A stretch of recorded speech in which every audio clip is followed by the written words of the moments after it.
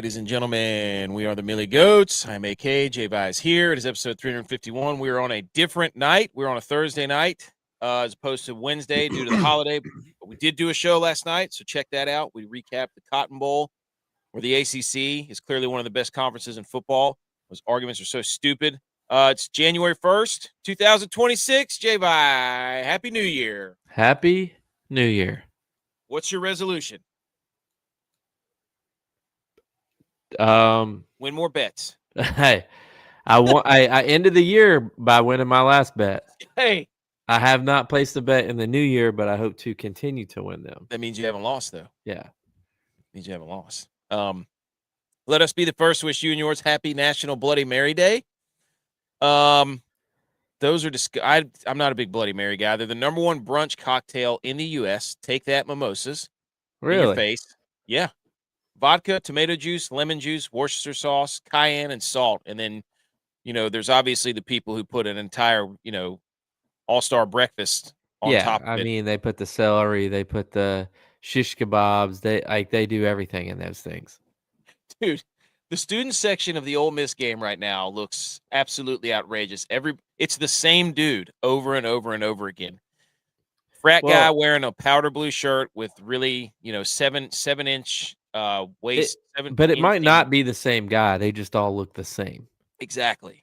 And it was funny because, my wife went to Georgia. She grew up 30 minutes from Athens. She's been a dog her whole life. And it was we had a good laugh because the opening shot was a Georgia fan, and it was a Bubba. It was a dude that's beard hadn't been trimmed in 4 years. It was hanging down to his nips. He had a raggedy Georgia shirt on, and then they showed a clip of the old Miss fans, and it was like you said, quarter zip, shirt tucked in, Sperry's. Like couldn't have been more. 18 at the local municipal country club. That dude also got lit up. Dude, that reminded me of the dude on the boat right there that just falls. Like he just straight back. Holy cow, dude! There's some mouthpiece. There's some hitting going on. So currently, if you're listening to the podcast, thank you. Subscribe to all the channels. Subscribe on Spotify, Apple Podcasts, anywhere you get your podcasts. Subscribe to the YouTube, all that stuff. Thank you. The numbers we're doing are outrageous. Like, it's hard to stop doing this. We're never going to stop. Can't stop. Won't stop.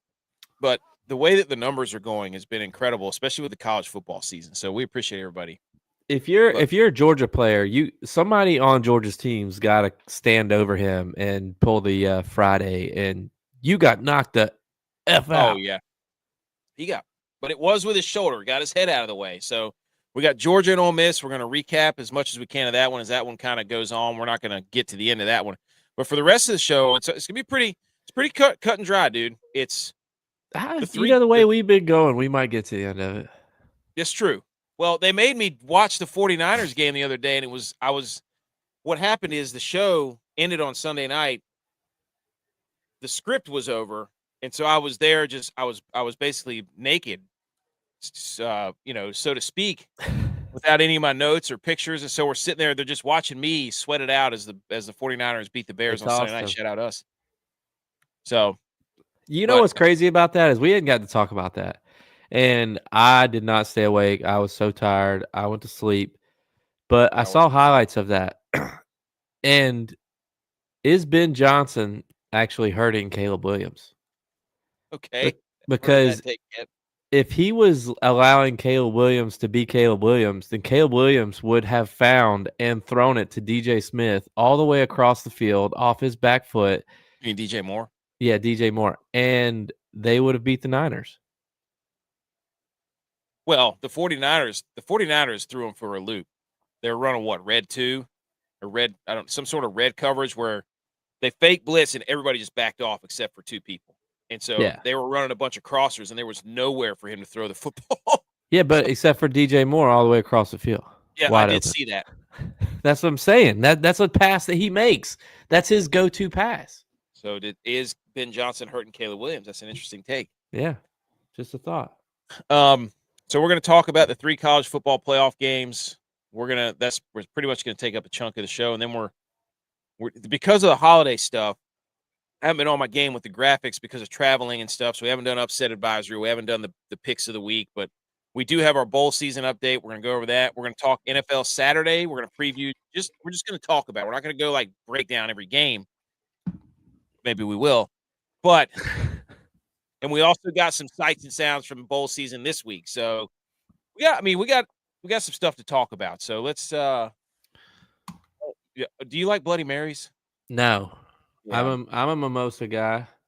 Actually, I mean, I'll drink a mimosa. I'm not gonna be the one that orders one. If other people at the table are ordering mimosas, I'll order a mimosa. But I don't do Bloody Marys. I don't know. Not a big tomato guy, so tomato juice. There's a lot of acidity in that, dude. Worcestershire sauce, cayenne. I mean, you better come with a Tums. And I'm I'm not a big breakfast guy, so maybe that has something to do with it. Like I don't want a bacon drink, with celery and lamb chops on top of tomato juice and vodka. They're not going to get it off. Something about it, hard liquor too in the morning. Break me in a little bit with some champagne or. If you put orange juice in something, you're like, hey, this is breakfast. Yeah. Like tomato stuff is like dinner as far as I'm concerned. West Philly Black on YouTube says Eagles expose the Bills and repeat as Super Bowl champion.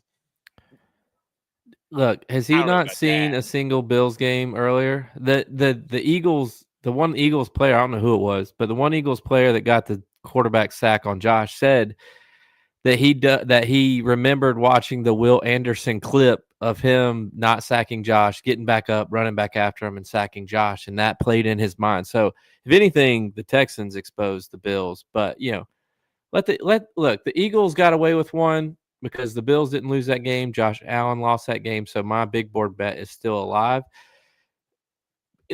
Eagles fans are delusional. We all know that. Yeah, facts. They're not repeating. Are you kidding me? Have you seen the Eagles-Bills game was like the Eagles can't put a half together, and the Bills Eagles only didn't play have one 200. The Eagles against the Bills' awful defense in the second half. Against the Bills' awful defense, didn't have more than 200 yards total. They didn't complete a pass in the second half. Yeah. How do you not complete a pass in the second half? What are you, Army? The Eagles' offense today looked like Texas Tech's offense. Dude, that's bad. Yeah. All right, let's okay. Look, holiday season's over. That means after football calms down, if you order a hat, we'll get it to you. Shout out at howdy.hats.enc for the row pass for the flat bills. Got our logo on the front. We will get you those as soon as we can after football's over. Right now, the shipping department is a little bit preoccupied. There you go. That's what it looks like. We're both repping our teams because the NFL playoffs are pretty much upon us. So we're going to talk about that a little bit later. But let's hit some Salute Your Sports music, and let's talk about these games. Okay. Let's do it.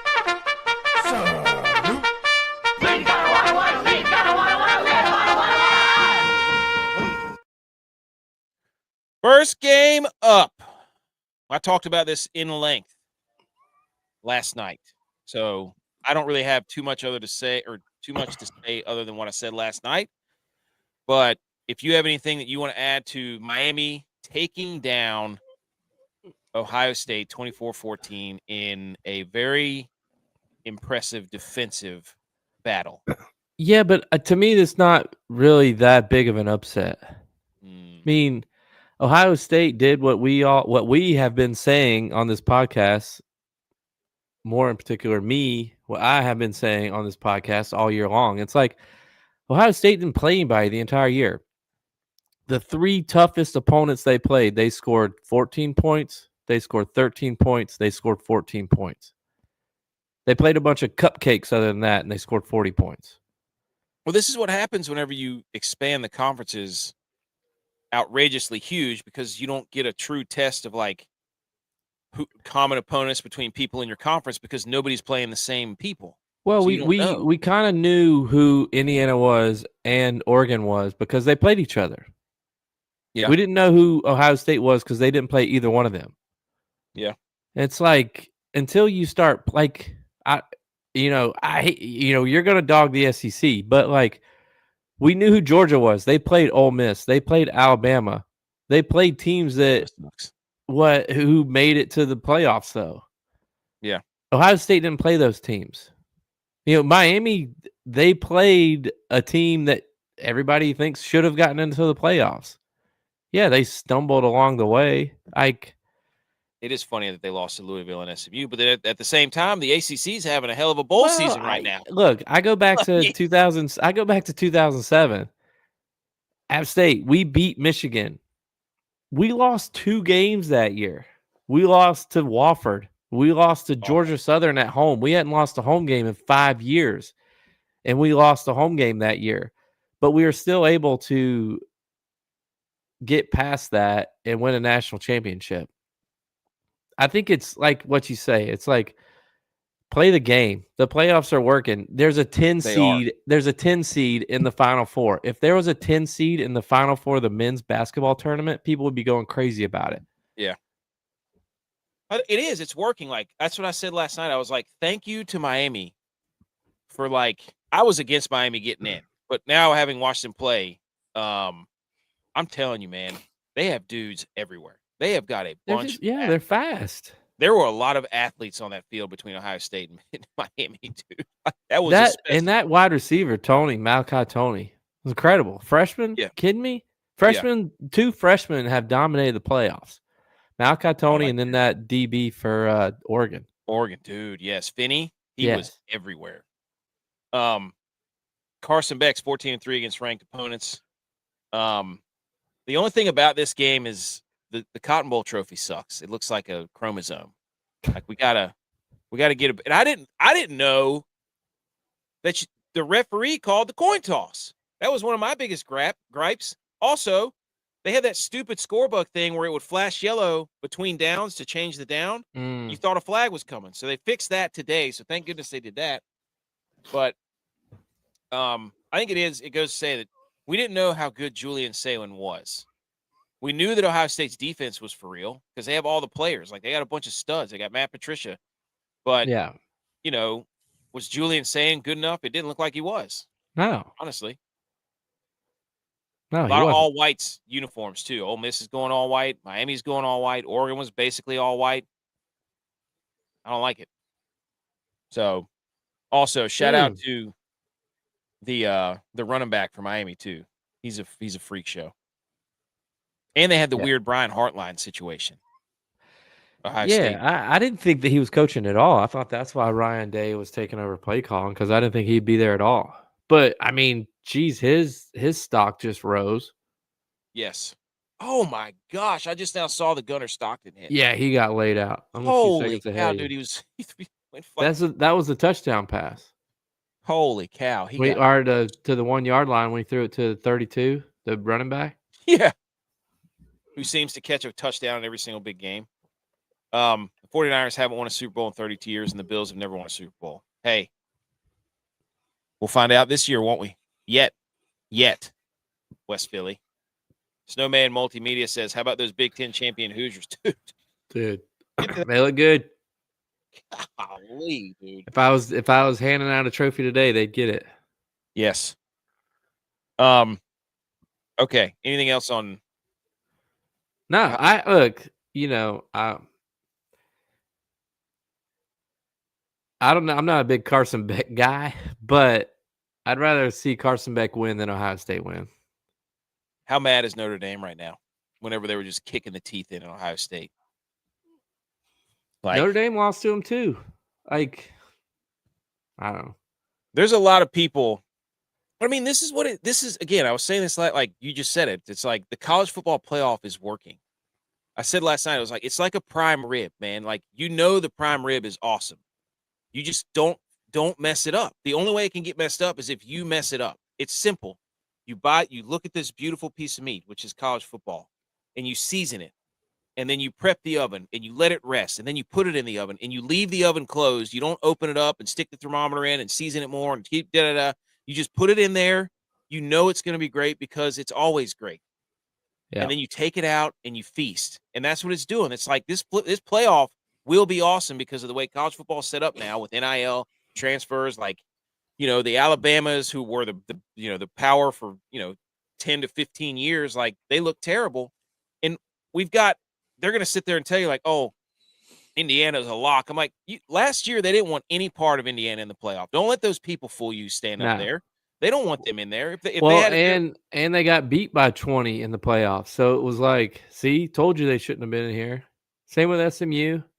yeah, but it's like Alabama goes and gets beat 38-3, and JMU put up a better game than freaking Texas Tech did against Oregon. Like, it's so nearsighted to just every game be like, see, this is why this playoff sucks. This is why, and then try to change it every single game. You can't do that. You just like we had no teams with a first round bye that had won the first year, and then we were 0-2 this year. And now it looks like Georgia and Indiana are going to win. So that's going to change if you get the right teams in there. Like you're going to have lower seeded teams like Miami but. Oh, what? never mind. I was going to say, but those two teams had buys last year, but Indiana actually played in the first round last year. So it's just like you can't change the rules after every single game. Like you just can't have a freak out after every single time. Yeah. It's not going to work. And guess what? Better teams are going to lose sometimes. That's how it goes. That's football, dude. It honestly, this time of the year, it's who is better on that day. I mean, you can put all your stats, whatever. It's a one game, winner goes, losers out. Who is better on that day? Yeah, and it might be JMU. Like it might be. Like it might be Miami, a 10 seed beat the 2 seed. But come on, like we also said, and you can check the tape on this, that after Ohio State lost to Indiana, they shouldn't have just dropped to 1. They should have at least dropped to 4. Yeah. And whatever, you can say you're not supposed to be punished by your conference championship, but they were the only team that lost in the conference championship. Like the other 2 teams still won their conference championship, so they should have been rewarded to move up a spot. And because Ohio State lost, yes, that is punishing them, but there's not being punished a bye week. They're still getting their bye. So you're still giving them that advantage. But like they were the worst of the 4, and we knew that. We said that. Yeah. Well, yeah. It's just infuriating that they just keep wanting to change the rules and stuff. It's just like JMU could be good that day, but good teams lose. JMU put up 34 points at Oregon, not at a neutral site. At just held Oregon, the second most prolific team in the country, to 0 points. Yes. So it's like people are saying that JMU was a better game than Texas Tech. People are saying. I mean, you could say. I mean, we might have said that. Other people might have said that. The internet's ablaze by ripping the SEC to shreds, by ripping the College Football Playoff Committee, because you got all these people up there just saying that they ripped again. They're so nearsighted. They have to react. JMU should Group of 5 never should have been there. Let's poop all over them at the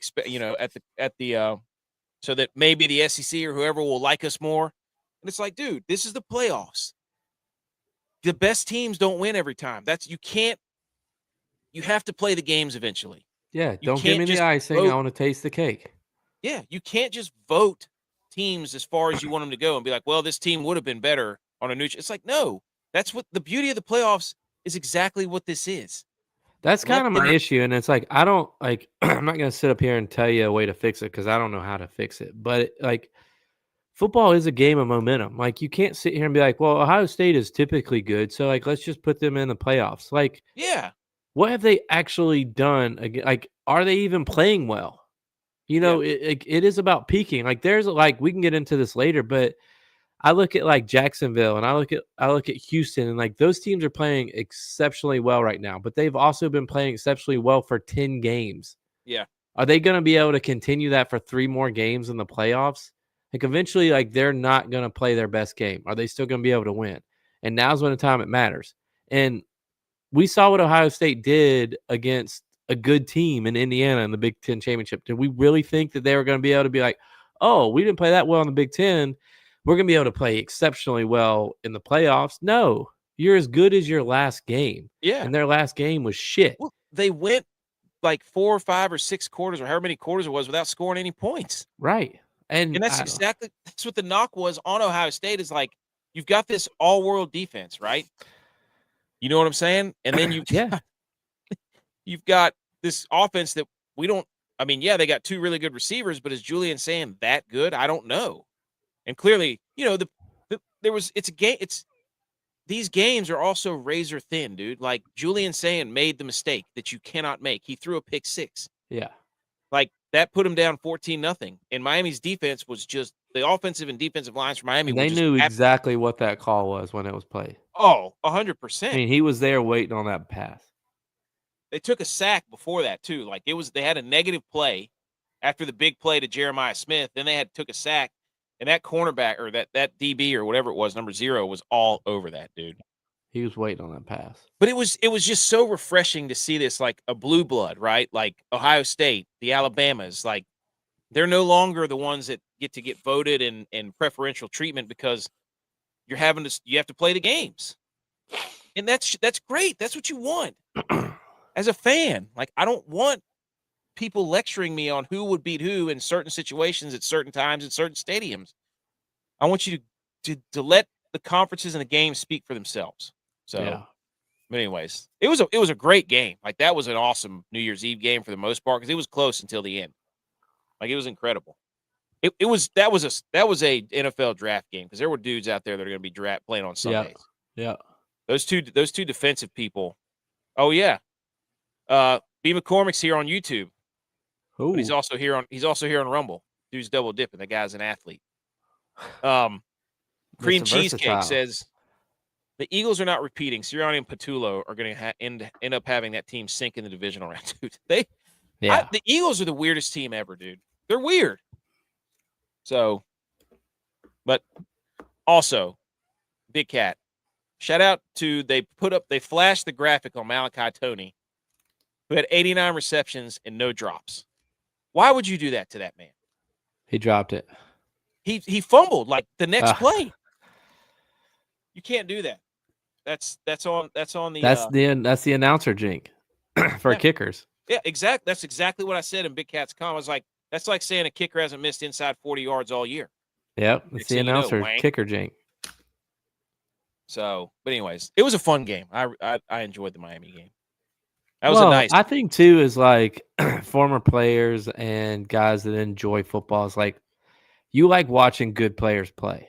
I think that's kind of like, at least for me, why I enjoy the NFL more so now than I did ever before, is because you like watching good football players play football, just like you like watching a really good golfer play golf. It's just that much better. Yep. And these were good football players making good football plays, and it makes it more enjoyable to watch than when you watch a bunch of drops. I like defensive. I like a 24-14, 17 game that's really defensive. Like there's people hitting and you can tell yards are at a premium compared to what we watched Sunday night where everybody's like, that was the game of the year. I'm like, I don't like watching NBA football. Like, nobody stopped anybody. I don't like that. So that's just me. Okay. On to the Orange Bowl. The Oregon Ducks win 23-0 in a game that was pretty much a 2-possession game the entirety of the game until Texas Tech tried to push the ball down the field. They scored with like 5 seconds left. Yeah. So it was pretty much 16-0, really 13-0 for most of the game. But I'm telling you right now, dude. I mean, Oregon scored. To me, the game was 9-0. Yeah. Like if you really look at it, like Oregon got a turnover that they ran back to the 5-yard line. They punched in for a touchdown, and then they scored the touchdown late when it was already over. Like Texas's defense held Oregon to 9 points. Yes, you should expect to win every single time your defense does that. Dude, Texas. So the things I wrote down initially were the shadows at Hard Rock stink. Aesthetics wise, that's a hard place. I took. And they fixed the score bug in this game. I was watching. They didn't do the yellow score bug that made it think you were flagged. But my question was: is Miami is this stadium in this city Are they really a football city, Miami? I'm not talking about the team. I'm talking about you built a stadium that's really hard to watch a football game in. Well, I we don't talked know. about this in the group chat too, and there's too many other things to do. I mean, first of all, the stadium is in Fort Lauderdale, so it's about 20 miles north of Miami. So it's a bit to get there. But even if you do go to Fort Lauderdale, I'm not sure exactly if they took the club out when they did a renovation, but before the renovation, there was an actual club in there, and like you could see it. It was in one of the end zones at the club level. There was a club, and it would be strobe lights going. Like it was crazy. So there's something to do in the stadium other than watch football. And there's a casino right down the road. The Hard Rock Casino is right down the street. So I mean, you know us, like let the boys throw some bets in. Hey now. Nothing like riding the parlay with the boys. Yeah. That is such a fun rooting interest together. Shout out Edge last night too. We did a little get together New Year's Eve at Edge's house. And Edge he could throw a rock and cross the North Carolina border. Oh, that's what I forgot you were at Edge's. I was like, what do you mean you're going? I got it now. Edge waited on me to go to the store to get the things we needed to have the New Year's Eve party, so we could do a parlay together, and it cashed. Shout out Edge. Even better. Look, man, shout out Edge. Last bet of the year. Love that. There's nothing like, hey, what are we doing? So I'll put it in together, and then let's watch the game together so we can all root for the same stuff. Now, I will knock Edge for this because, every time I bring him up, I got to bring him back down a little bit. For the first 2 hours we were there, he had his TV on mute. And I kept asking his wife, I was like, does he know it's on mute or it's like he's still deaf from the war? Like, I didn't know because it was just like, it was on mute the whole time. It's like looking at him. I'm like, am I the only one here that knows that there's no sound coming out of this TV? But he finally asked me, he goes, you want to hear this? And I was like, yeah, that'd be good. And I told him, I was like, I didn't know if you knew it was on mute or not. Oh my gosh. Let me get a little synopsis, but Miami, the whole. Also, Dan Lanning. I don't think Dan Lanning should be wearing white shirts that are like skin tight. I'm not a man to talk about another man's body, but maybe wear a black shirt, Dan Lanning. Yeah. In the holidays, hey, but some people don't like Dan Lanning. I mean, if you're a Texas Tech fan, how disgusted are you? Well, you can only be mad at yourself. Yeah. You can only be mad. I said this in the group message. Somebody on that defense is going to try to fight somebody on the offense at Texas Tech's locker room at halftime. That's how bad they were playing. I don't know if they should have fought the offensive coordinator. I don't know what that game plan was. The first quarter, the first half, Texas Tech had 20 plays for 88 yards, and they had the ball for 7.5 minutes. Yeah, that's compared to. They were down 6-0. It was their defense is out. Their front seven is unreal. Yeah. Like there was a lot of guys that are going to be playing on Sunday, playing defense in that game too. Yes, number 31, number 2, the 2 linebackers. Like, dude, Texas Tech had some dudes, and shout out their defensive coordinator who had the Neo glasses from the Matrix. Like they kept showing him, and I'm like, that guy's living in 1995. Yeah, and he's doing some Keanu Reeves type shit on the play calls.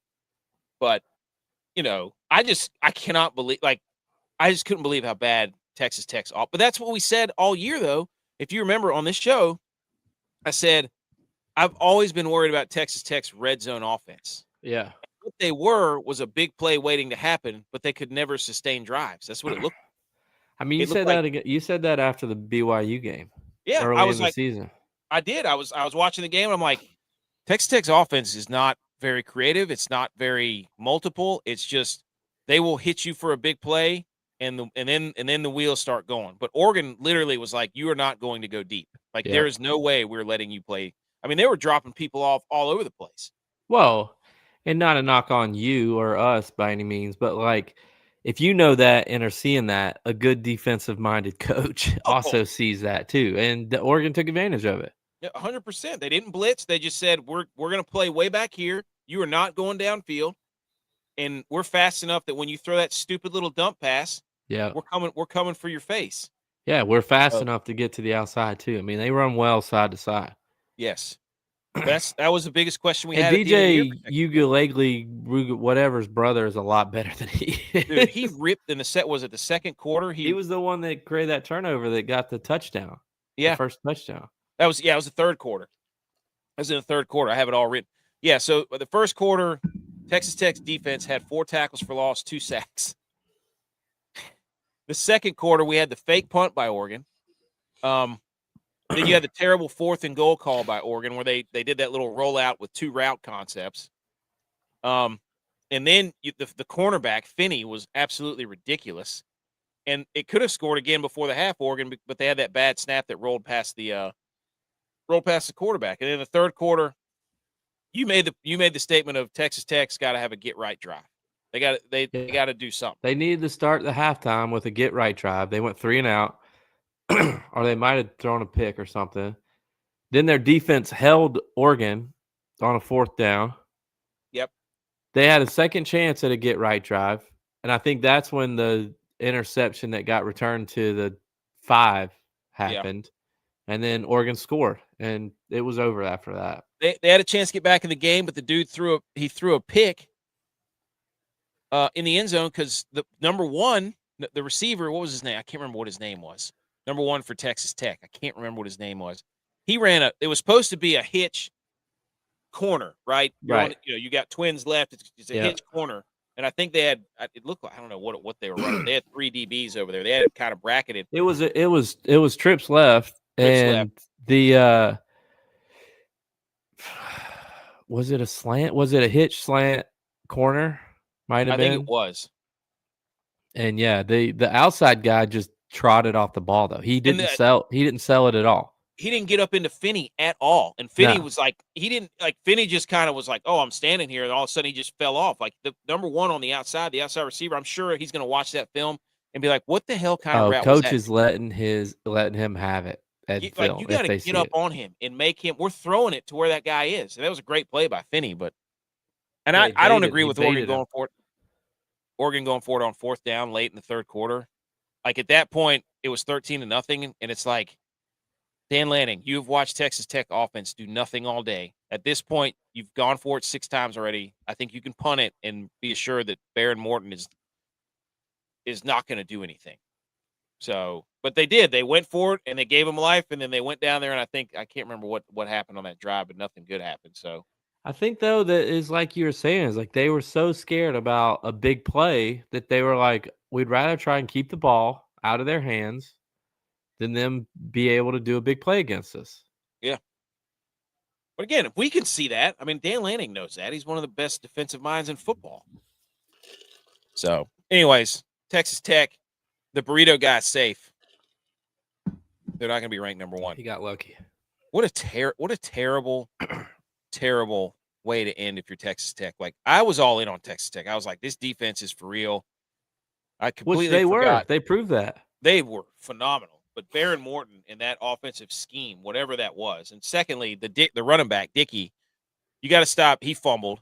You got to stop spinning, dude. He spins way too much. Yeah. He's like a dad that's just trying to play video games and hang out with his kids and doesn't know what he's doing.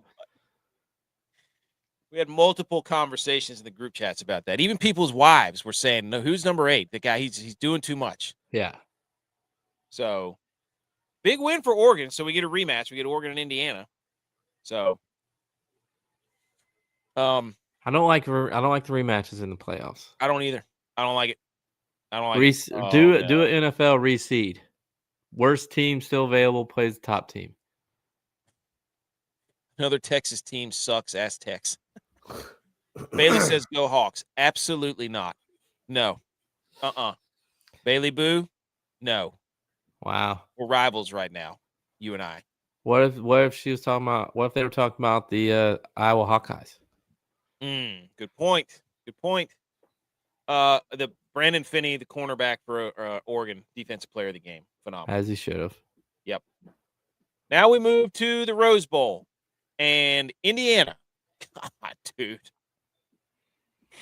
It was an absolute monster. Indiana wins 38-3. Alabama benches their quarterback. DeBoer is looking like a complete buffoon on the sidelines. way too close of a color combination, so you didn't know who had the crowd advantage in the stands. They had to squeegee the field. The Rose Bowl grass and the aesthetics on TV are still the best in college football. Like, I don't know what it is, but watching the Rose Bowl grass or watching a game on the Rose Bowl grass is phenomenal. Yeah, I agree. And I was confused about the rain because I can't remember a time ever watching a Rose Bowl game where it wasn't like sunny and the most beautiful day ever. Yeah. It got there at the end. Yes. But this game, dude, Indiana, like, their offensive line's really good. I mean, one of their offensive linemen, I think it was the center, won offensive player of the game. No, it was the offensive line. They gave the whole offensive line? Yeah, they gave it to the whole offensive line. Well, shoot, dude, they ran for like 200 yards. Yeah, Alabama just didn't seem like they wanted to be there. That's what they've seemed like the last, 4 weeks. Yeah, well, except for when they played Oklahoma. Yeah. They were down 17. They scored 17 in one quarter, and then it was a dogfight. But but maybe that was just the revenge game factor of it. But I think Indiana's just good. Yeah. You know, the funny thing is, like, all their players are from JMU. Yeah. They have a lot of transfers. They got a lot of players that, that weren't recruited heavily. And Cignetti just, like, is he the best coach in college football? I mean, you could debate that. Who else would you put up there? Kirby. Yeah, Kirby Smart. Agreed. Dan Lanning, I guess. Yeah, I mean, Dan They Lanning. reload.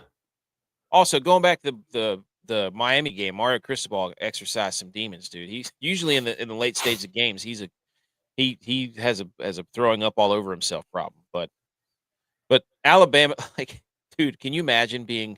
I want Paul Feinbaum. We need to listen to his show tomorrow and just listen to the Alabama fans calling in. Like, that'll be the greatest entertainment of all time. Yeah. I mean, you're an SEC guy, dude. What do you think? I mean, I told you from the get-go I didn't think Alabama should have made it. They had lost 3 games. They should have lost, 4 or 5 coming down the stretch. They got lucky on a few games. Like, I don't know. I didn't think that they looked good. And I think that's where the SEC or the committee needs to get better. And like what we talked about a little bit earlier is like, who's actually playing well right now? When it came down to the playoffs, and I'll get ripped for this. This could go viral. I'll get ripped for this. When it comes down to it, I know Alabama made the SEC championship, but they weren't playing well. A Duke team who won the ACC championship was actually playing well. Like, you could have put a Duke team in front of Alabama just by the way they were playing at the time of the season when the playoffs starts. I'm not saying, because Alabama's legacy, they get in because of their legacy, and they have all the players, and look at them, and hypothetically they should have been in hypothetically. But like, they weren't playing well at the end of the season, and they had 3 losses. Like, I just don't think Alabama should have gotten in, and I don't think Duke should have gotten in. So I don't want to be taking that out of context. But Duke was playing well at the end of the season. They won the ACC championship. They won their bowl game. Like, they were starting to click more so than Alabama was, and I think that things like that should be taken into consideration when you're playing. Again, not that I think Notre Dame should have gotten in, but Notre Dame was playing better football at the end of the season than Alabama was playing. Well, I think that's the issue with what they've created, right? Like, they've created a Alabama or the SEC, and some of these schools get to schedule, tough out-of-conference games early. Then they play their SEC schedule, so the games before that don't matter, right? The games like, they played those, you get rewarded, and then they play cupcakes at the end of the year. Like, you should be elevating your team and your schedule and your demand as the season goes on, so that you're ready for the playoffs. Like, who did Alabama play before they played in the SEC title game? I mean, Auburn. Right? They almost lost. They should have lost. Like, then they lost to Oklahoma. Then they should have lost to Auburn. They got beat by Georgia. They lost 2 of the 3 last games of the season. Yeah, so they played Eastern. So they played LSU, then they played Oklahoma, where they lost. Then they played Eastern Illinois, then they played Auburn, then they played Georgia, and then they played Oklahoma again. So it's like the SEC gets they put all their quote unquote tough games in the middle of the year, and then kind of fall off by having that 1 week where they're just playing nobodies. You know what I mean? And it's like you should be going upward, and games at the end of the year should matter. But like at the end of the year in the SEC, it doesn't seem like that. And then they get to the end of the year and be like, yeah, but 2 months ago we played so-and-so, or at the beginning of the year, Texas played Ohio State. It's like, dude, that was 3 months ago, man. Yeah. And you lost. Like, Yeah. So you can't get the credit for playing them and losing. Like, that's not how it works. So, but who cares about Indiana? Yeah. The story's about how well Indiana play. Mendoza's good, dude. You like Mendoza? I don't mind him. I haven't watched enough of Indiana to like fall in love with him. But, hearing him talk and seeing the features I've seen on him, like, I don't know. Like, he seems like he's got it all there. Seems like he prepares himself to do well. And when he has faced adversity, he's stood it in the face. He's gotten up. Like, Nobody he better, hasn't. I would Right. say. So, I mean, he's taken some big hits on some big throws that he's had to Like that keep drives alive and against to win Ohio games. State. Yeah, and against Penn State. He got knocked a couple times in Penn State. P. McCormick says you're a Blue Devils fan. Hey. And a Mendoza fan. P. McCormick's keeping tabs, dude. Put it on the big board. Tim says their quarterback seems like he smokes carrots. I've never smoked a carrot, so I don't know what that's like. But I don't know what it is with Mendoza and his post-game press. They're entertaining as hell. But he's got something about him where he's just like his mouth or his brain is not fast enough, or his mouth's not fast enough for his brain. Like, you can tell that he's really excited to give credit to his guys, but he doesn't know what to say about his guys, and he's yelling and uses his arms. Look, in the TV business, you say that the camera is the fourth wall in the room. Yeah. Because that's, you can see all the other three. And when you look at the camera, when you're doing something like that, or when you're acting, you say, don't break the fourth wall. Like, don't look at the camera. And he is constantly breaking that fourth wall. He stares at the camera, and it just bothers me. I don't know why.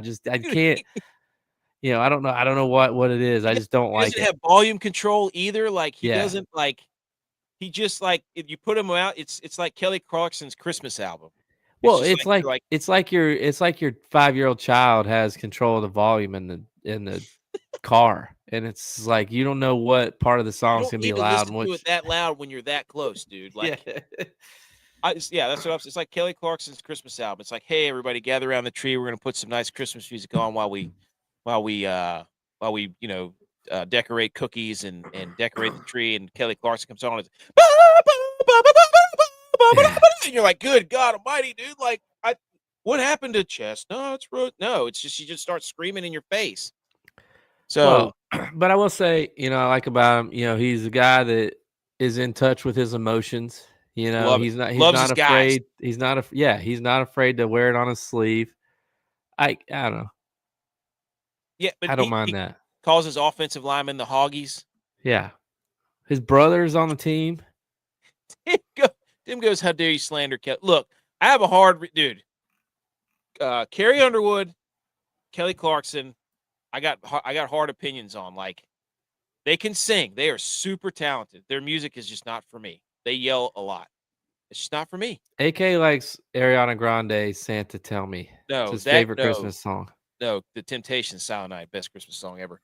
Secondly, the dude who was singing on the Nashville New Year's Eve party last night. Which one? Gosh, Jason Aldean? No, he had Hardy. Hardy's. I didn't know Hardy. Hardy might need Ozempic. I didn't know he was that big. That dude's Hoss right now. Yeah. I don't think he used to be. That's the thing. Hossy. Dude, Hoggies. Speaking of Hoggies, dude, no, what was that guy's name? He sung the terrible version of Stand By Me. I sent it to the group. Steven Wilson or something. I didn't see that. Doesn't move his mouth at all. I don't know what in the world that guy's doing. He said he doesn't believe in time. Anyways, Alabama had 193 total yards of offense. Indiana had 407. Indiana ran the ball for 215 yards. That's why they got the offensive line. You know what? Also, shout out to the refs. They've been letting these boys play. There was only 2 penalties in the Rose Bowl. There were only 2 penalties in the Cotton Bowl. Let them play. Yeah, it was like the first penalty accepted of the game was like in the fourth quarter. Yeah. Look who's here. He said, "Love an Alabama loss. Country roads take me homes." He's in mourning right now. Yeah. Chiefs are done. Saw him today. Chiefs are done. I told him he could join the Niners bandwagon. Because Mahomes got hurt. If Mahomes wouldn't have got hurt, they'd still be in. Okay. All right. Is that what he said? That's what I heard he said. Shout out to Becker, the receiver for Indiana. Number 80. Dude's a freak show. He's been really good the last month. Do you think Indiana can win it all? I mean, they're going to play Oregon. I mean, I think they can. I don't know if they will. I think they can. Who's better than them? Oregon's healthy now. Oregon was banged up for most of the year. People forget. So that's going to be a slugfest. Indiana's a team of destiny. Do you mess with destiny? But I really like Oregon's quarterback too. I like Dante Moore. Yeah, he was like 21 of 25. He's a player now. At one point today. He's a player. I like him. But I'm saying Oregon's healthy. So look, like I said, hey, I didn't say they would win it, but I said I could see them winning it. Yeah. Is that game Oregon Indiana the national championship game? No, because Miami's playing good. Oh, come on, B. McCormick. Georgia's better than Indiana. Get out of here, dude. Get out of here. Hey. Alabama averaged 1.4 yards a rush. With all those running backs, dude. Ty Simpson got benched in this game, too, by the way. He got benched. Does he enter the transfer portal tomorrow? Well, I mean, after that, who would want him? He was 12 of 16 for 67 yards. Took him out. 38-3, dude. Holy cow. If you get beat that bad, you shouldn't be allowed to play in the playoffs next year. Yeah, there should be a relegation rule. It'd be like you got to win it. You need to win a Cheez-Its bowl before you can come back in. Like you have to win a bowl. And that was actually, I'm pretty sure I saw a stat that was Indiana's first bowl win since 1991. Yeah. Isn't that crazy? That is wild. So, pretty cool. And Pat Coogan, he was the player of the game, offensive player of the game. Awesome. Center. Love it. He's a big center. Yes. He was at Notre Dame. Was he? Yeah, he was at Notre Dame last year. He played in the national title game. Right. Well, currently, it's third quarter. Ole Miss is down 12-21, but they just got the ball back. I didn't even see what happened. That running back for Ole Miss is a stud, too. There's some good running backs in this game here. So, all right, dude. Let's update our power rankings of path to the playoff championship. Tried to tell you. Here's a list of the teams we power ranked. You power ranked. No, the committee. So once Texas A&M, JMU, Oklahoma were eliminated, and Tulane, those are the first 4 out. We re-ranked them as a committee, and we put Oregon at 8 and Miami at 7. Whoops. Alabama at 6. We should have put Alabama at 8. Holy cow. Ole Miss and Georgia at 5 and 4 because I thought this game was a toss-up. Indiana was at 3. That was a mistake. Should have put them at 1. And Texas Tech was at 1, and Ohio State was 2. And we might have got this. We might have messed up here a little bit. Tried to tell you, dude. Georgia, number 1. I did an apology video. No, not yeah. Well, yeah, because their path is probably easier compared to Indiana's. Indiana's got. I literally sat there and told you that on the show when you put this out initially. I had to do an apology video to this. As you should. You can apologize to me right now if you want. Accountability. I will not apologize to you. You should have been more convincing. Check the tape. Should be more convincing. B. McCormick's laughing at me. It's not a laughing matter. The committee's in shambles right now.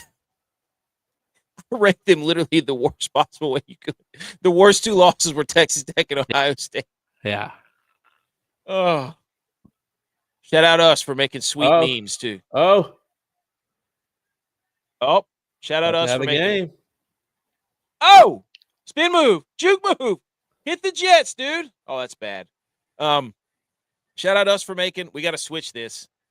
We made a meme that was Tiger Woods on the green with John Daly. John Daly smoking a cigarette, looking at Tiger Woods, and on the back of Tiger Woods it says the SEC logo and 2-5 bowl record, and then John Daly on his belly it says 2-5 bowl record of the Mountain West. We need to update that to 2-6. The Sun Belt Conference. No, because Texas won, so they're 3-6. Oh, or 3-7 maybe. So the Sun Belt's 3-6 too.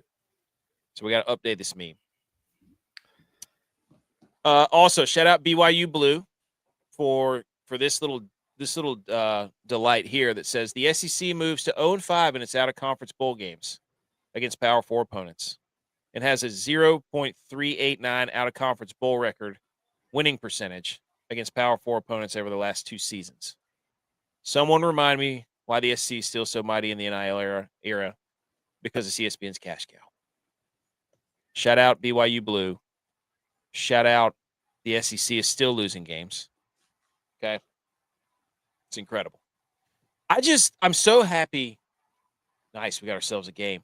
I'm so happy that this college football playoff format is working and that everybody who's a quote unquote expert is getting their face kicked in with this because they get to sit up there and have Tennessee ranked all year long when it should have been maybe Washington or it should have been maybe Louisville or it should have been, Tennessee and Missouri. They rank them in the top 25 all year who have not beat a team with a winning record all year. And yet they rank them so high in the preseason that they can't keep dropping them as far as they want to. Like, they've made this plan bulletproof. You play hard games early. You lose those games in the SEC out of conference. You play your conference, which is a quote-unquote gauntlet. And, these conference records get inflated because they keep ranking teams like Missouri and Tennessee. And then at the end, you play somebody like Eastern Illinois and then get to play in the conference championship or just sit around and wait until they put you in a high-ranking bowl game. And it's this bulletproof plan they're trying to cover up as quickly as they can by saying we need to get rid of auto bids, we need to get rid of conferences, and just let us try to vote the best teams in. Well, I think this is going to be the nail in the coffin of them putting 5 SEC teams. There should not be more than 3 teams in per conference. Like, it's not going to stop them from doing that. But it should. That's the problem. It's like because I think what they're going to tell you is that you can't base something off of bowl games because how many of the players that play the regular season are actually playing in those bowl games? For anybody, are they in the transfer portal? Are they opting out? You can't. Gone? Yeah, you can't look at a bowl record and say what can you look at? You can justify this and you can't justify that because of the bowl record. Like, you can do that with the playoffs because the playoff teams are basically the only teams that have full rosters. Except for Ole Miss, who doesn't have a coach. Well, he is their new coach. But that's part of the argument, though, is the games early don't matter because Texas should have got credit for losing to Ohio State. So the loss didn't matter there, but a loss later in the bowl season doesn't matter. So when do the losses matter? Well, a loss at Florida matters. Games. That's what got Texas out, and they want everybody to forget that they lost to Florida. Yeah, but I'm saying, the SEC conference schedule shouldn't hold any more weight than anybody else that we're finding out. Like, I get everybody's like Iowa and Missouri only had one person that was sitting out. Like, Virginia had multiple people sitting out that were high-end players, just like Missouri did. So everybody's got players sitting out. Yeah. So it's like when do the losses matter is the thing. They want you to forget them. That's why you talk about the wins. So they want you to look at their rankings and their records because they know more ball if so-and-so is playing on a neutral site and look at the recruiting rankings and the preseason rank, everything that isn't playing the damn game. Yeah. They don't want you to look at who's playing the games. Okay. quickly, bowl rundown. J-Bye. Michigan and Texas. Arch Manning.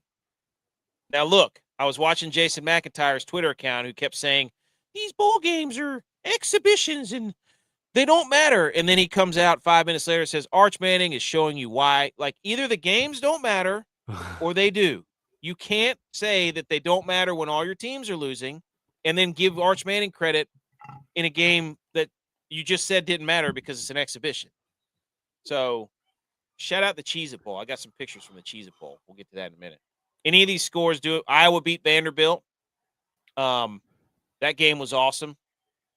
Diego Pavia lost. Duke, Arizona State, awesome game. Dude, Duke, Arizona State. I mean, the way Arizona State, dude, the way that they lost, the guy fumbled, and then Duke, they missed a fourth down and goal conversion. Duke did late in the game, and then they Arizona State got the ball back. They fumbled, and Duke got it again and went down and scored. It's incredible. That game was a light show, dude. And then Utah beat the brakes off of Nebraska. I mean, Nebraska didn't even need to be in that game. No, Nebraska, I don't know why they gave Matt Rule all that money, but the quarterback for Utah had like 500 total yards and like 5 touchdowns. He was going bananas. Yeah, I mean, him and Arch Manning. Dude, Arch Manning, 155 yards rushing. Dampier, 148 yards rushing. Holy smokes. Leading passer and rusher for their teams, respectively. That's crazy. These games were fun though, for the most part. The Texas game, the ReliaQuest Bowl. Yeah, I mean the Texas Michigan game didn't get out of hand until the fourth quarter. And they were fun. Like, people are like, we got to stop having so many bowls. Shut up, dude. I'm gonna watch these bowls because I love picking these. Well, things. my wife, I haven't watched as many bowls as I typically do. My wife was like, I feel like there's more football on than there is right now. I'm just like, there is, but you know, I'm with the bowls didn't excite me as much. So I, you know, not that you don't do this, but I took the time to spend time with the fam instead of locking in on these games that I didn't necessarily care about. But yeah, I watched the Michigan Texas game. Like, that's 2 big time teams that you want to see what they were going to do. How is Michigan going to respond to all the allegations that are going on? And what Texas team is going to show up after they said that they should have been in the playoffs? Oh my gosh, fake punt. We've seen 2 fake punts today. How'd you get ahead of me? I fast forwarded it. Oh. I don't. Sometimes my cable box is just they stay delayed. I mean, how do you give up 34 points to Iowa, dude? Like, yeah, I don't know. Vandy's played well, but I don't know. I'm not a big Pavia fan. But these are teams they were saying should have been in. You know, Vanderbilt should have been in. You know, who's the other one? Yeah, but people that know ball knew they shouldn't have been in. No. Is Bryce Underwood overrated? I don't know. It's hard to say.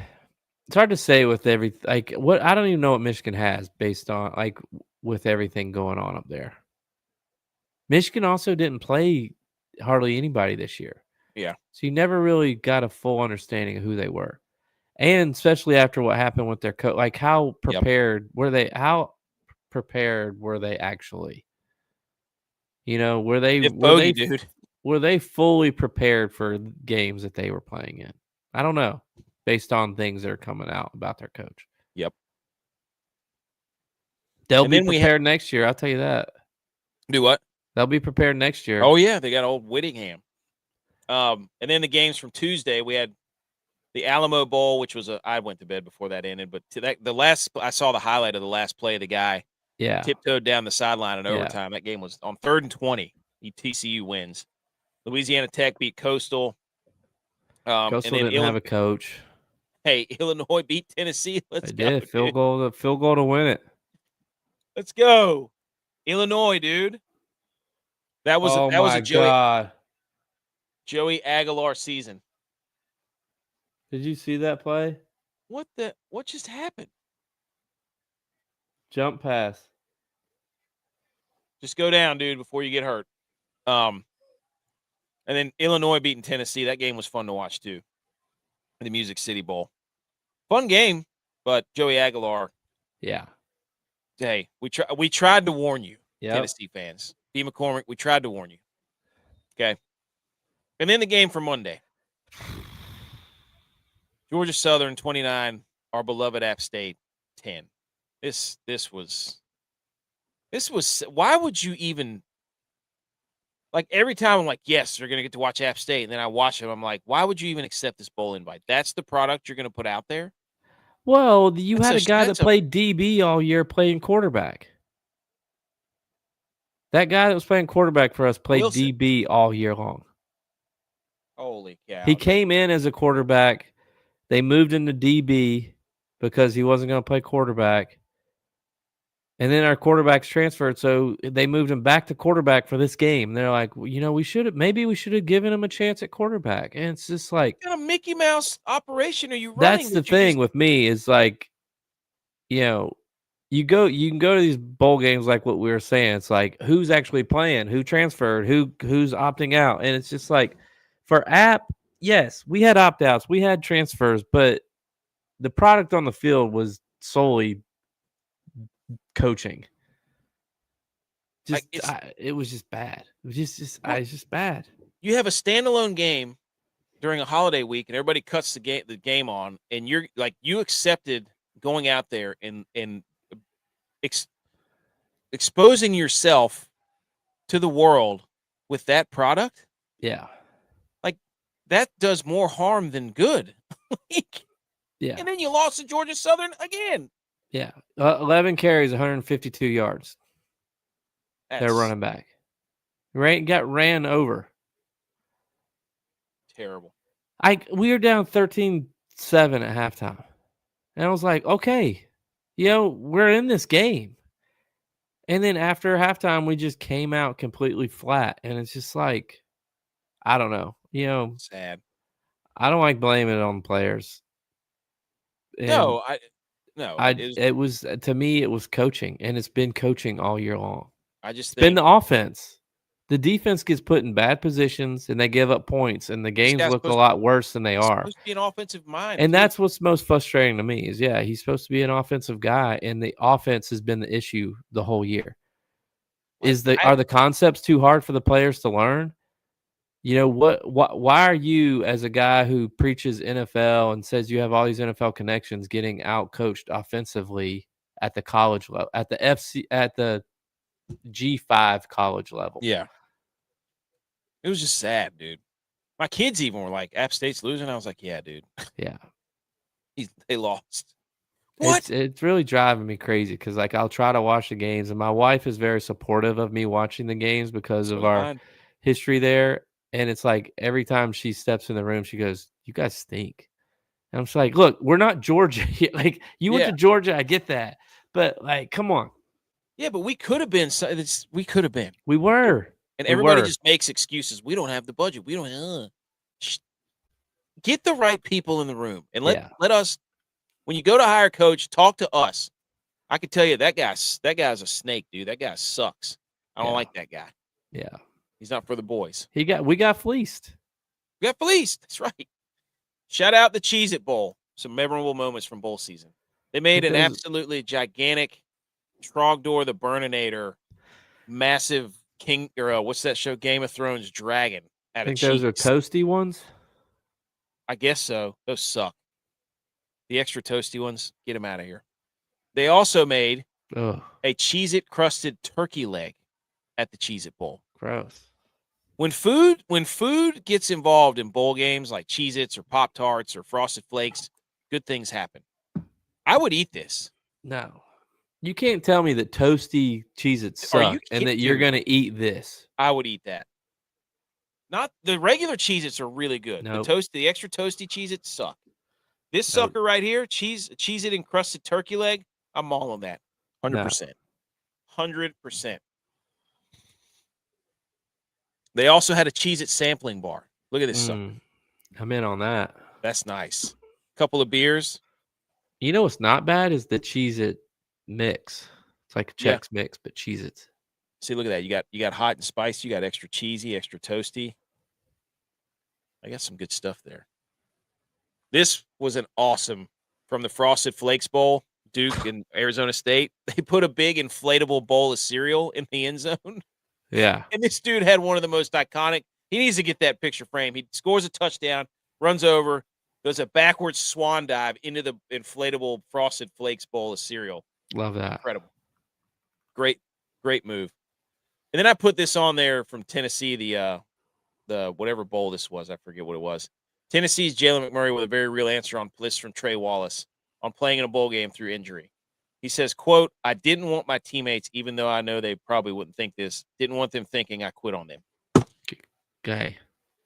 Get this. Round of applause. Make this guy president, Jalen McMurray. I don't know if you'll ever see this in your Music City Bowl, but to come out in this era and say that, you might make it. You might be on the NFL roster soon for somebody for having that type of attitude, dude. If not, whatever you do, you're gonna be. Yep. You're gonna be a dude moving forward. Shout out you. Good on him. And then Kirk Herbstreit, again, with the people who get to talk football for a living, hate football. It's evident. All they do is complain and try to give us less football. He says he raised concerns about too many bowl games at an ESPN seminar. You know what, Kirk Herbstreit? If you want to ruin the holiday season for millions of families around the world, like my dad and myself and my brothers, when we sit around and pick bowl games and then watch the bowl games and talk trash to each other, you go somewhere else, dude. Don't bring that up in here. Go lecture somebody else. I want all the bowl games, and I want them forever, and I want to pick these bowl games and then talk trash to my brothers and my dad and my mom and my sister and everybody whenever we're winning the bowl competition. If you want to get rid of that and take away the holiday fun and the Christmas cheer, get out of here. Agreed? Yes. Agreed. Go say that to your dog somewhere. Update on our bowl pick'em season. Don't look now, but your boy is hot. I'm back. We're hot. I am 6-5. 1, 2, 3, 4, 5, 6. You are 1, 2, 3, 4, 5, 6, 7 and 5. Okay. Tex is 1, 2, 3, 4. He's 1, 2, 3, 4, 5, 6, 7, 8. I don't know how Tex picked way more games than us. He did. And we were alternating, but yeah, you picked two less than him. Yeah, I don't know what happened. I don't know what happened. If you would have picked what he picked, we all would have picked the same. So I'm 6-5. You were 7-5. So what is that? 13 and 10. Tex is 8-4.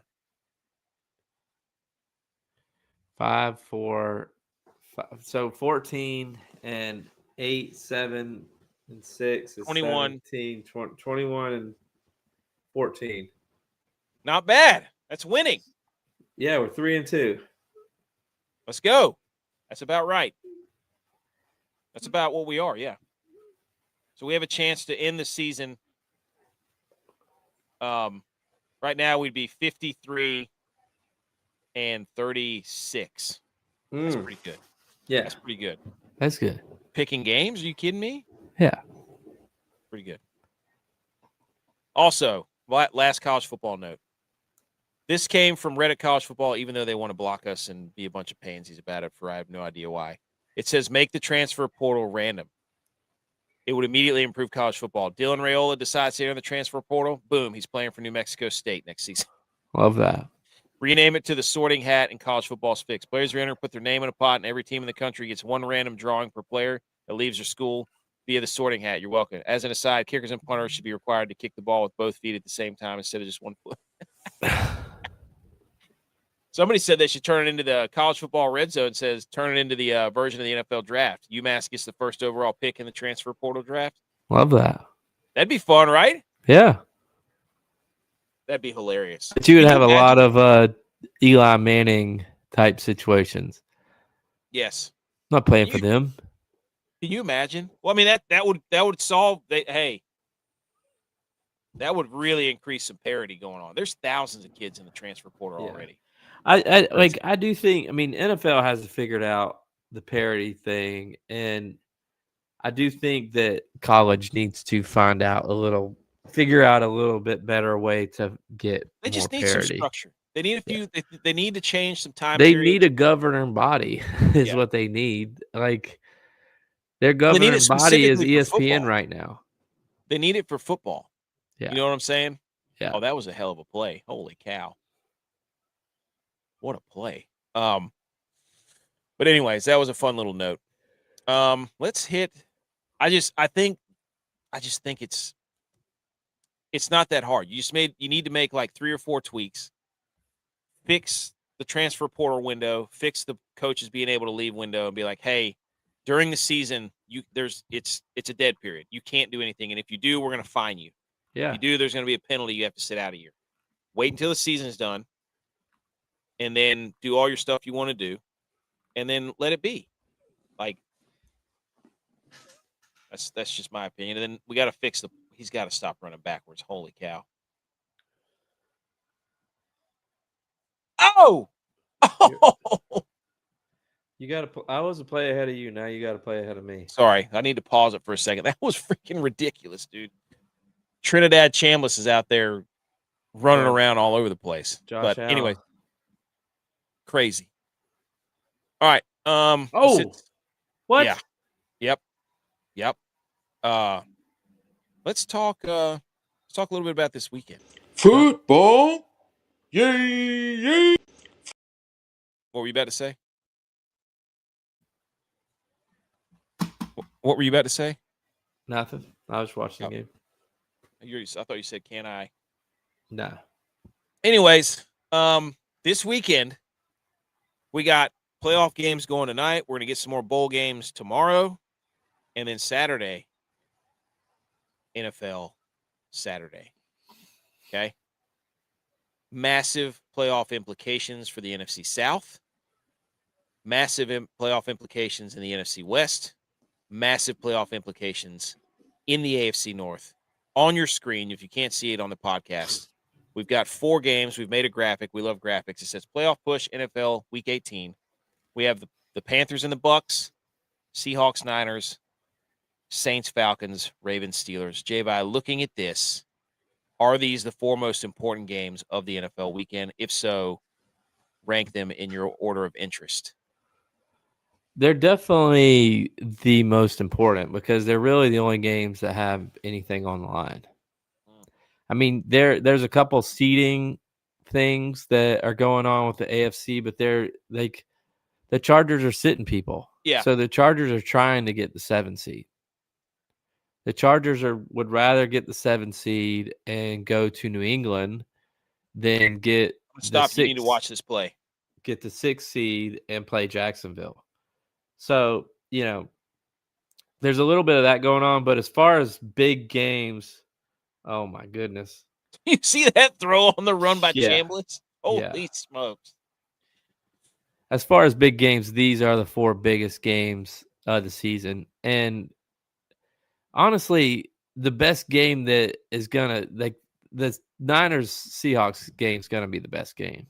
Do we really want to watch a Aaron Rodgers versus a Tyler Huntley or a hurt Lamar?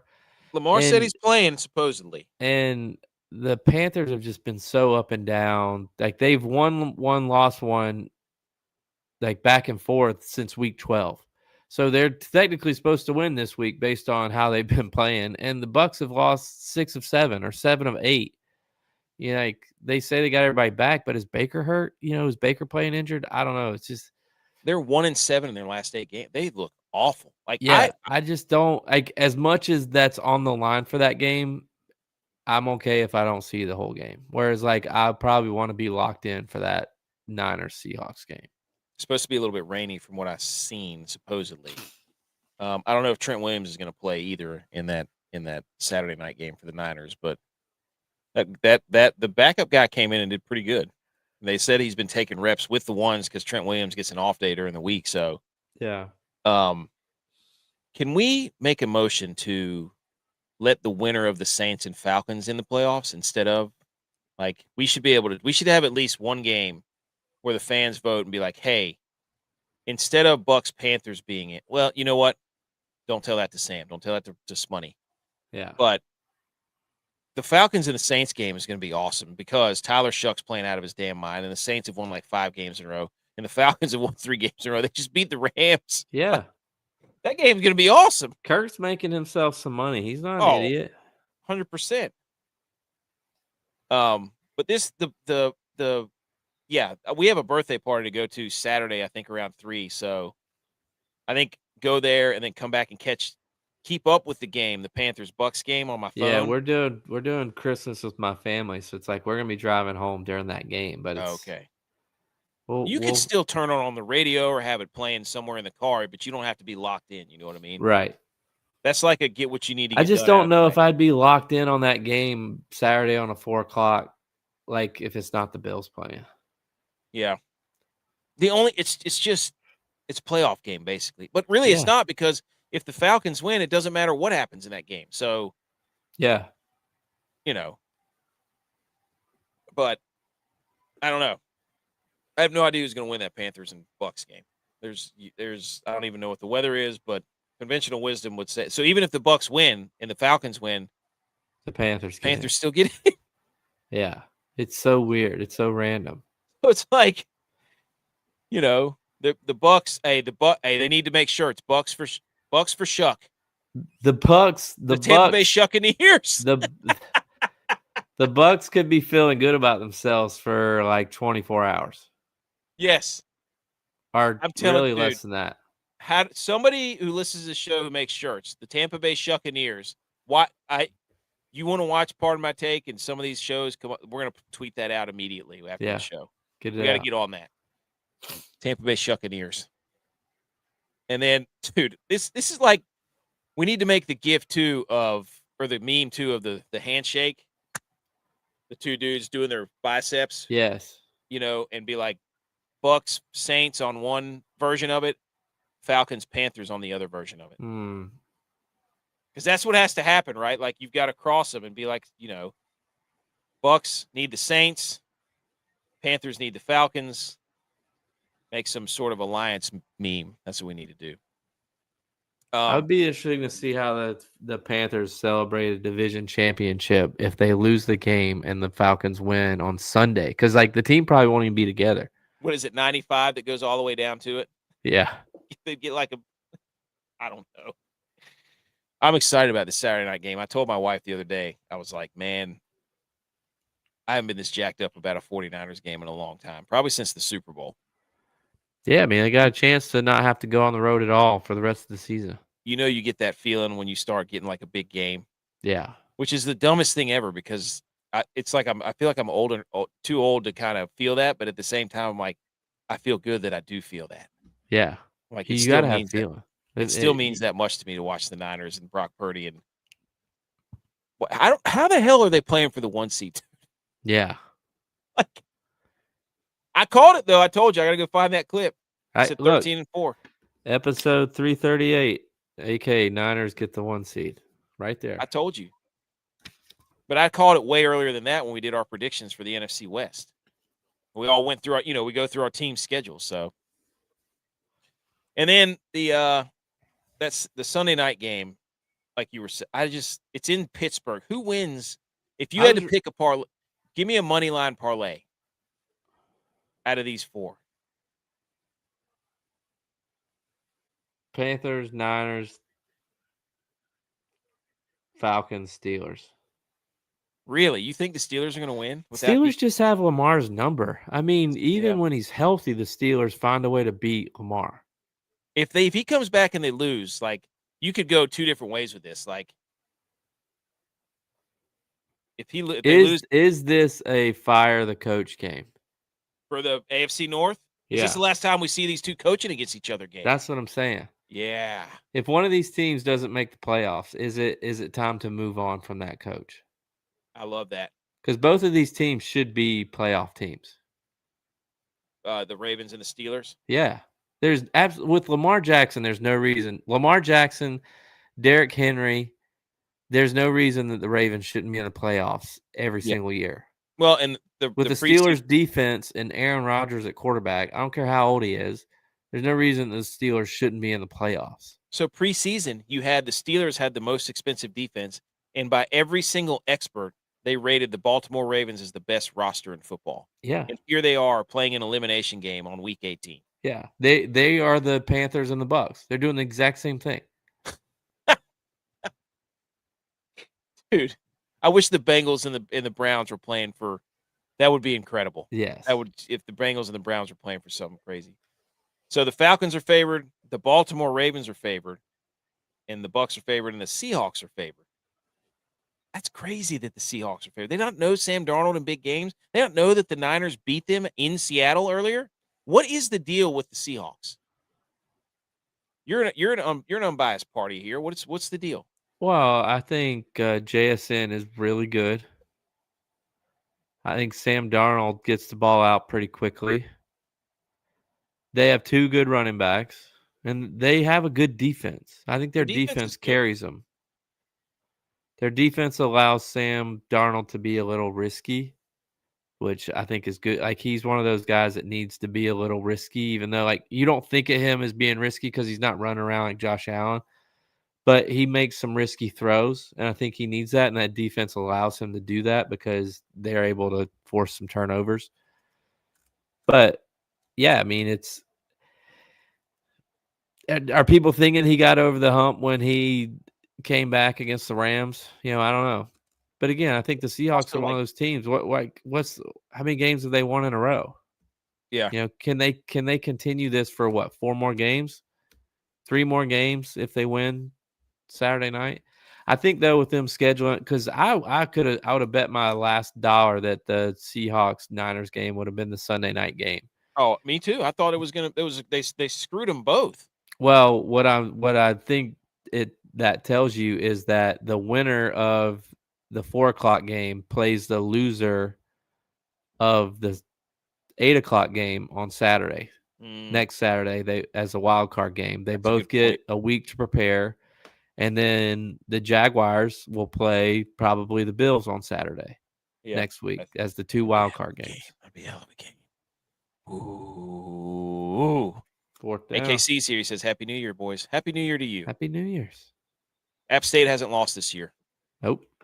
Undefeated. J-Va hasn't missed a bet this year either.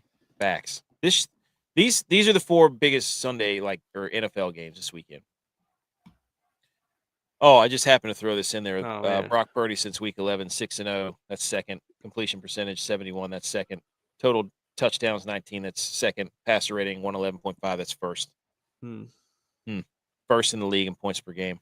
Also, you're off the hook because Matt Stafford against the Falcons had this beauty of a picture. God, is he Will Levis? Is that Will Levis? Dude, I'm telling you right now, is that Will Levis? Matt Stafford threw a pick 6, or he threw 2 pick 6s. I don't know. He threw 3 interceptions or whatever against the Rams or against the Falcons. That was hilarious. All-time uniform. I love those uniforms by the Falcons, by the way. Yeah. And also, if you're the Chargers, like, I saw this and I just immediately busted out laughing. I was like, who the hell is going into the Pro Football Hall of Fame as a finalist for the Chargers? That quarterback. And it was Drew Brees. I'm like, dude, you can't. That's like Brett Favre when he got drafted by the Falcons. Like, you can't do that. That's like the Charlotte Hornets claiming they had Kobe Bryant. Yeah. Because they drafted him. You got rid of him. You kicked him out, basically. I don't know if this was a joke or I do. Take credit when credit's due. Cowboys waived Trayvon Diggs, so I think the Packers got him. I thought the Niners might have put a bid in, but they got Renardo Green back this week. So their Packers are worse than the Niners. So if they did, they wouldn't have gotten him. True. Bad day to be a Diggs family member. Yeah, not a good weekend. No. Not a good weekend. All right, let's. Is it It's hang the banners, right? Is it? How dare you? I forgot. It's how dare you. I knew it. Good. I knew Good. Everybody shh. How dare you? How dare you? How dare me? How dare you? How dare you? How dare you, sir? You're gross. How dare you? How dare you? Whoops. This is brought to you by Fourth Quarter Performance, fourthquarterperformance.com, promo code GOATS20. New year, new you. Go get your supplements, creatine, protein, BCAAs, super greens. Don't waste time. We're actually in the middle of a month challenge. Let's go. And also, thank you to Georgia and Ole Miss for giving us this beauty of a game on Thursday night. Absolute barn burner. Let's go. Do you want to go first? I'll go first. I'm going to how dare a situation. It's a situation that happened last night. We took off one of the sides of the crib for our son because he's going to try to start sleeping. Big boy. Big boy. Yeah, he's going to be like in a big boy bed, even though it's still his crib. It just only has 3 sides, so he can get out if he wants. And he's already fallen out trying to sleep. But anyways, last night was New Year's, so we have our daughter and him in the same room. And my daughter, she's got 1,000 stuffed animals on her bed, but like one little blanket that she uses. Well, it was the fireworks were going off, so she got scared. So she came into our room. Well, because she came into our room, I decided to go sleep in her bed because I didn't want my son to be in there. And if he can get out and walk around, there's no telling what the hell's going to happen. That blanket didn't fit me. And I could not find another blanket. So I got to how dare the situation because I went back to a college apartment when you're at your buddy's place and you're sleeping on the couch or you're sleeping somewhere at your buddy's place. Trying to get a bath towel, anything. Dude, and it is so cold. I was covering my feet with pillows and stuffed animals, and like the blanket only went to my shins. It was like the worst experience of my life. And I was up like every single hour, like freezing. I had to finally go in and ask my wife. I was like, God, where's another blanket? Like, dude, I was freezing. And I was just like covering myself up with props, trying to stay warm. Dude, I love like sleeping I love to like be with the kids whenever I'm sleeping, like the cuddles and all that stuff. But their beds suck, man. I got to talk to my wife and be like, we got to get them better beds. Yeah. Like, if I'm going to fall asleep in there reading books and stuff, like I can't be waking up with my hips hurting and my feet going numb and all that stuff. Like, because the thing sinks in. Buddy, I'm telling you right now, Ole Miss is they might be team. Is it Ole Miss, Indiana, teams of destiny? Got ourselves a teams of destiny off right now? Yes, so. Let's go. 9 minutes to go. Ole Miss up 33-24. I don't know why Georgia went for that 4th down. That was interesting. Yeah. My how dare you goes to Marty Smith. Actually, just the internet. But you know what? Not Marty. Marty's cool. But we had this tweet that went bacterial. I didn't think anything of it. Like I'll go into comments of prominent figures in the sports world and just spout off nonsense and jokes. You never know what's going to take. Marty Smith said, "Y'all help me. Is there a Twitter setting that allows real-time updates and not tweets from 17 hours ago?" And all I said underneath was not sure, but I'm sure you'll see it 17 hours from now or someone does have an answer. I had no idea that people thought that was this funny. Like, I didn't think it was that day. I just was like, yeah, he's making a joke. Like, the amount of tweets and quote tweets that this thing got and likes was just outrageous. And bookmarks, like who bookmarks a yeah. Unbelievable, dude. So how dare the internet I have no idea how the internet works. Yeah. So whatever. But anyways. That was a fun episode, dude. We talked all the football. I don't think we're gonna make it to the end of this whole. There's probably like 30 minutes of game left in this whole. Down 10. Yeah. Georgia's down 10. That's where we'll leave it. Georgia was down 9 with like 6 minutes left when they played them earlier in the season. Yeah, Georgia can play. There's no doubt they can score. 12 for 12 in the second half. Wow, good for him. Who was Trinidad Chambliss? Yeah, and I was telling my wife, I'm like, as much as everybody wants to bitch and complain about the transfer portal and NIL and stuff, I'm like, there are stories like him that it works. Yeah, he played 4 years Division II. Won a national championship and decided to try to play against better competition D1 offers coming out of and school. he's doing it. Like, good for him. Good for him. Changed his life. Like, he's going to get some NFL looks. Like, Yeah. you know, man, Georgia has -2 fourth quarter yards. Wow. Incredible. Is LSU upset with themselves right now that they got the wrong coach? This is incredible. Like, LSU. Well, LSU's probably pissed because if they're having to pay Lane Kiffin's bonuses. Yeah. I forgot about that. All right. Appreciate a happy New Year, everybody. Bye. Love talking football with everybody. Go subscribe, like the podcast, like the videos. Appreciate everybody tuning in the chat. B. McCormick, you're the GOAT. Apple, Spotify, iHeart, Good Pods, Amazon, anywhere you find your podcast, all the social medias. Come yell at us there. I got to we have a Facebook page too. I got to update this thing. Blame it. But at the Millie Goats, anywhere you find all your social medias, just type that in. We'll be there. Except Twitter. And we'll see you Saturday night for maybe the final NFL Pick'em show, which is going to be a hard one because there's not anybody playing. So we try to cap it off with. And it's during the middle of the game. Yeah, I'm probably going to do it after. There's no way I'm going to be able to. There's no way. Yeah. I'm just going to tell Jay Bones, like, look, dude, we're going to have to late night this thing and And rapid it's going to fire. be a reaction show. Yeah, it's going to be, yeah. So, what music do we want to hit on the way out? Hey. Oh. Yeah. We love football. Go Bill. Go Niners. Let's go.